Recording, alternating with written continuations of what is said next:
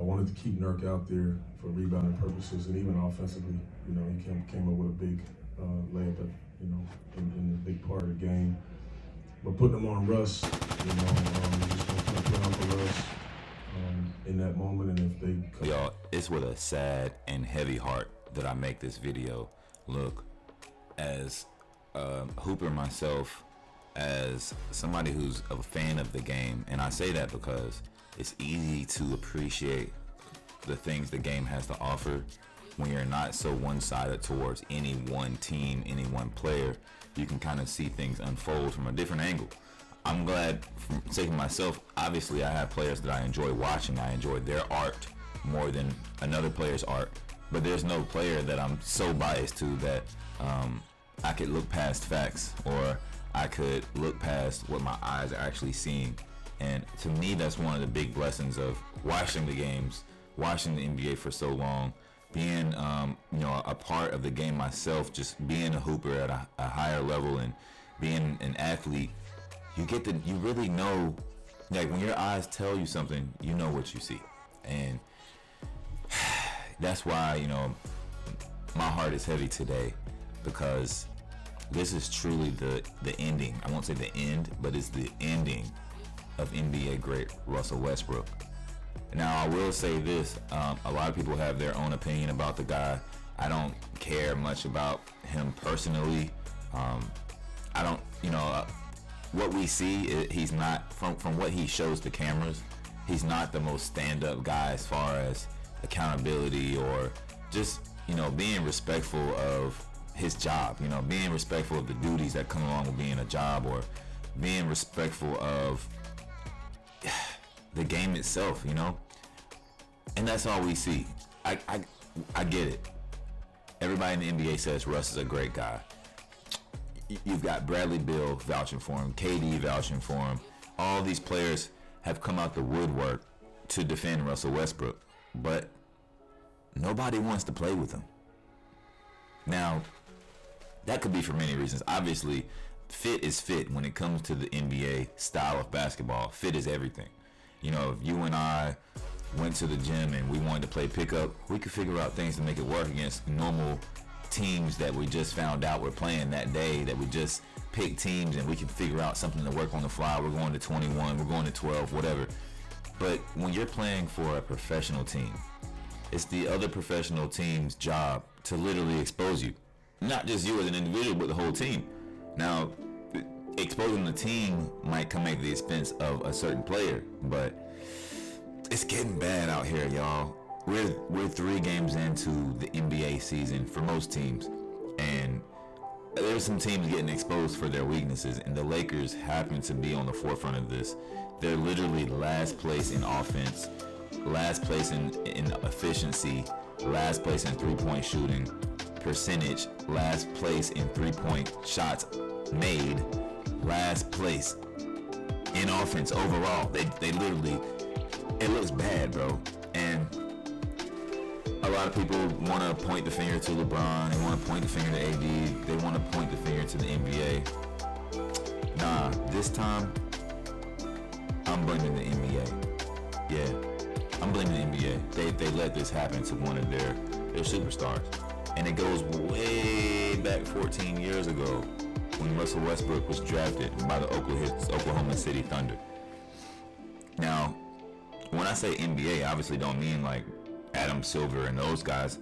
They don't have much to do with player development as a whole or individually. You know, they have a lot to do with putting things in place that help players develop, like two-way contracts, G League exceptions, things like that. We're talking about the Oklahoma City Thunder allowed Russell Westbrook to just do whatever, bro. Do whatever. The team that drafted Russell Westbrook didn't hold Russ accountable, therefore breeding an athlete who doesn't hold himself accountable. Now, when I say accountable, I'm not saying get up there and admit that it's your fault that you lost games, admit that da-da-da-da-da. I'm just saying hold yourself accountable with your game, with the way you work on your game. Obviously, all players, all athletes have some weaknesses, some things they don't do as good as others. That's what makes sports great. You fit these pieces together and it creates a common whole, you know, a team, a unit. But when you have a guy thinking that it doesn't matter what he does on the court as long as he plays hard, and you don't correct that, you're setting an athlete up for failure later on down the road. Obviously, Russ is one of the most athletic players the NBA has ever seen, but athleticism can only get you so far, and I'm an advocate for that because I've lived that. I've been the most athletic person, at least one of the top athletes, pure athleticism, since I've been alive, since I've been a youngin'. 40-inch vertical in high school, I could run, jump higher and faster than anybody I knew personally, and a lot of the guys that I came up against, a lot of guys that, ended up in the NBA, ended up playing somewhere, I've always felt that I was the more athletic person. Now that I'm 34 years old, those are things that I have to work to obtain, man.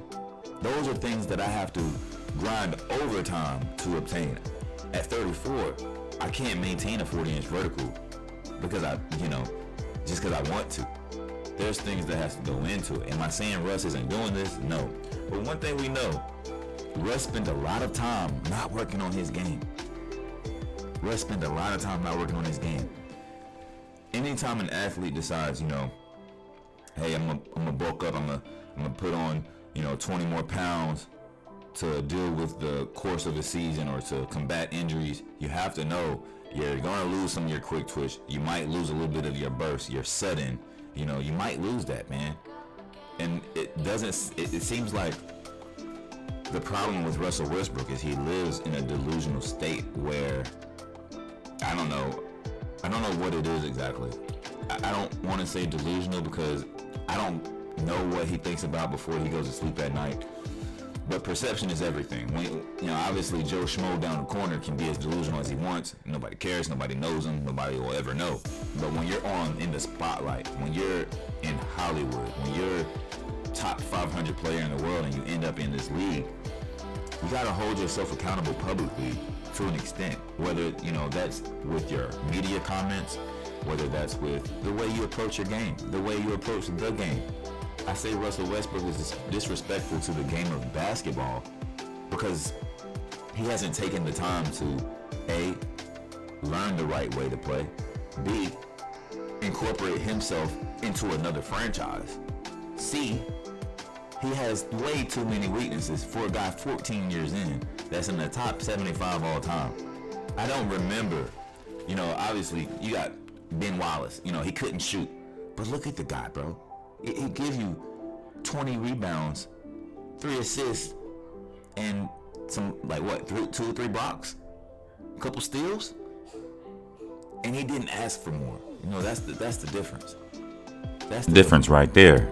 One of the things that I'm teaching my son is self-awareness, being aware of yourself, being honest and truthful with yourself about your current state, how you feel about certain things, the effort and energy you're putting towards something. Now, I watched Russell Westbrook over the offseason put in a lot of drill work. Lots of drill work. Were they the right kind of drills? I don't think so. Not from what I saw. Were they the right speed? I don't think so. Russ tried to do off-season training at a walking pace. From what I saw. All I can go off is what I saw, and all the footage that I could possibly find from his off-season workouts, it was all done at a snail's pace. And now you get into the season and you need to move at a rabbit's pace, and you can't do it under control. Is he turning the ball over like last season? No, not yet. Not right now. But it doesn't seem like that shot that he was working on where he doesn't elevate off the floor, that ain't gonna work, bro. Russ is 6'2". He has to elevate. He has to learn how to transition his energy upward through his shot and finish with the energy coming off his follow-through. When your follow-through looks like this, you're not going to make a lot of shots, bro. And those are things that you can literally, practice doing that until it's muscle memory. You know what I mean? You can practice having a follow-through until it's muscle memory. I really don't understand how you come back into the next season shooting worse than last season. I really don't. When that was the complete focus, that was the complete downfall of your season last year as an individual. When fans in the arena are chanting no while you shoot, that is saying go home and work on your shot. I don't understand it. Obviously, the whole team isn't shooting well. LeBron shooting at an all-time low from what I understand. It's probably the worst of his career, worst start of his career. AD actually isn't looking that bad. I think the problem with AD is he just doesn't have that engine. You know, I don't know what it's going to take. There's some athletes over the course of my lifetime that I always said, man, if he ever gets mad to that point where that he just blacks out, he'll be the best version of himself. And I feel that way about AD. You know, I don't know how somebody could get under his skin in that kind of way. I feel like that's what Pat Beverly was brought to the team for. Not to compete for minutes or to jack up threes like he's doing horribly, but to ignite certain things, to trigger certain things in certain teammates. You know, so we probably haven't seen Patrick Beverly's true role come into play yet, because they're not at rock bottom yet. It's still just 3 games in. 0-3 is bad, but it's an 82-game season. There's plenty of time to make those games up. You could go 0-5 and still, has it been done a lot? No, but you can still go. You can go 0-5 and still have a great season. There's a lot of teams who don't even flip the switch, like the Celtics, until after All-Star break. So, nobody's shooting well, but when it's your starting point guard that nobody has to guard, that just collapses the whole defense. Now, if you got a wing shooter, you can hide him in the corner and, say, hey, if you get it and nobody comes out, take the shot. But your point guard, who's mostly bringing the ball up the court, who mostly has the ball at the center of the court, allows the defense to just sit back in the paint on all 4 elbows of the paint, basically. The 2 elbows and the 2 boxes. They just sit back there and just wait. And now, Russell Westbrook is being guarded by centers, bro. Have you ever heard of it? Russell Westbrook being guarded by centers. After the game last night, Chauncey Billups said, we just tried to make Russ shoot. We just didn't care what Russ was doing out there. We put Zubac on him to see if that would get it done. Ty Lue said that. Then we come back, Chauncey Billups says the same thing after they lost to the Trailblazers. We just put Nurkic on him and sat back and said, we'll take whatever he does. We don't care. We don't care what he does. They wanted Russ to shoot. Russ doesn't know how to counter that, which is, I guess, going to be a second season of that same issue. There's guys like Rondo in the past who had the same thing. People played the Rondo defense where you just back up and he would probe and he would create, he would penetrate, he would attack that lazy defense, but not looking for himself, looking for the best play possible. And what that comes down to is how naturally you can read the floor, how naturally you can read the defense, and how far ahead you can play the game. And what it's coming down to is that Russell Westbrook can only play the game one step at a time. Russell Westbrook, obviously LeBron took a couple horrible shots. Patrick Beverly got stuck at the end of the shot clock, but he literally stood there in the triple threat position until the shot clock ran down, and then hoisted up an off balance out of the triple threat 3-point jumper over a taller defender. Then Russ comes down and says, it's my turn, and literally hoists up a mid-range shot that the defense was sitting back begging him to do. Was it a bad shot if you're a shooter? No, it's not a bad shot if you're a shooter. But what it comes down to is he has low IQ, man. He's been sitting around. He talked about Russell Westbrook. Russell Westbrook talked about Patrick Beverly just running around. Apparently, Russell Westbrook's just been running around for 14 years because he still hasn't learned end of game IQ, end of game strategy. Will players make mistakes at the end of games? Yes. But should it be a mental mistake? No, it should not. Not 14 years in. Not top 75 player. No. Not Mr. Triple Double. You got to be better than that, man.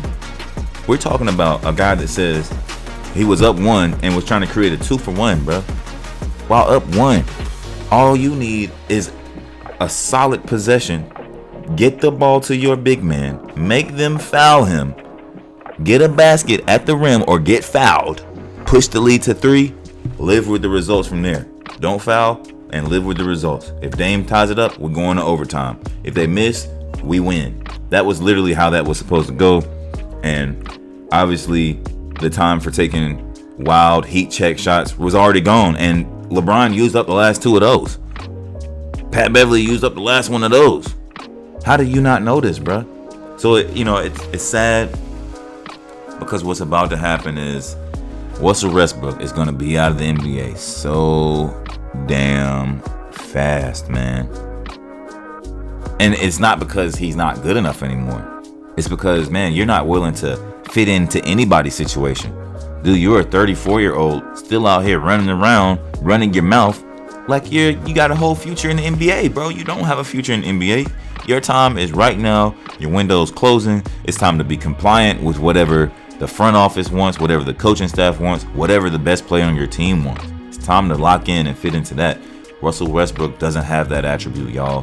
Whereas if you if you got hired on a new job and they said, this is our top performer, this is your boss, this is your boss's boss, you would listen to all three, right? I mean, if they were telling you the right things to do, if they were winners, if they were successful already, if they were strong in your weak categories, of course you listen to them. Of course you go to Ray Allen and find out how to shoot. Of course you go to Hakeem Olajuwon, find out how to do post moves. That's because that's how you become great. Not just great off the past, but that's how you stay great currently.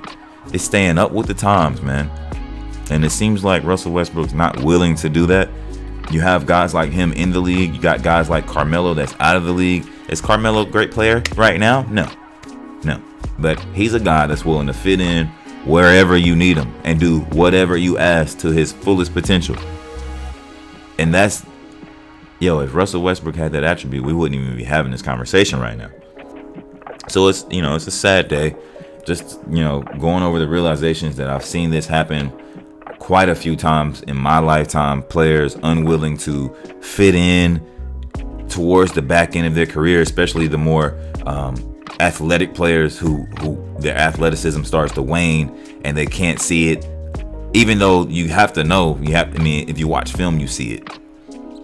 So it's sad, man. But this is the downfall of Russell Westbrook. Unless something drastically changes inside of him, or he, comes to grips with some things, he can put up the 10 5-and-5s all he wants, man. You're not Draymond Green, and you're not gonna get away with that at $47 million. You're just not. They're not gonna have that in NBA. A guy taking up $47 million, and he's literally subtracting from your team, whether that's tactically or literally basketball-wise. He's subtracting from the Los Angeles Lakers. Is everybody else playing great? No. I'll put that out there because I know there's people who's going to say, you're on Russell. You're picking on Russell. No, man. Don't. The NBA is a brotherhood. I expect his brothers to come have his back some kind of way. But at the end of the day, none of those guys are telling their coach, their front office, to trade for Russell Westbrook. Why? Why KD don't want him back? Why Beal don't want him back? Why all these guys coming out to his aid don't want him back on their team? No team wants him because it turns out he's an NBA knucklehead. There's been a few. Turns out he's an NBA knucklehead and everybody knows it. And there's almost no coming back for that. Once you get that tag and once he runs out this $47 million this year, and the most he's going to get is a vet minimum, bro. I cannot see him getting a mid-level exception. The most he's going to get is the vet minimum. And I don't think that that's going to be acceptable in his eyes, but it ain't going to get much more than that. So, at the end of the day, what's funny, bro? Russell Westbrook didn't honor the gift. He didn't honor the gift, bro. Am I saying that I did everything perfectly in my life? No. But we can sit here and objectively say that we're watching a player who, because of his unawareness of himself, unawareness of his own weaknesses and shortcomings, has totally deteriorated the back end of his prime, totally deteriorated the back end of his career, and snatched the last few years of his athletic prime. Y'all, we're gonna remember this day, but at the end of the day, respect.